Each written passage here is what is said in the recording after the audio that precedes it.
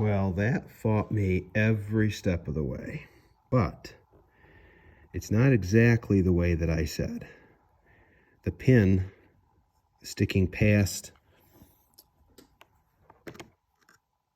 this housing underneath this plastic is not long enough to hold on to the zip tie. But I was able to get the zip tie around the pin between the housing and this brass piece. And let me tell you, it was a struggle, especially on the other side. I had to really fish it underneath the handle. You can't see it from the outside, but you can just see it right there. Door handle works fine, just as it should. And I'm in hopes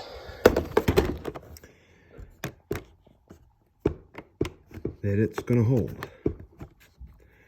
I also discovered that there's a spot here for a bolt. The bolt was in the door. Doesn't look like it's ever been installed through this, or this door panel's been off some time ago, and whoever was working on it didn't put it back the right way. But this bolt should come through here from the other side into the metal structure of the door and hold this firm. So I'm going to try both the zip tie as a fail-safe, and I'm going to try to install it this way, which I think it should have been from the factory. We'll see.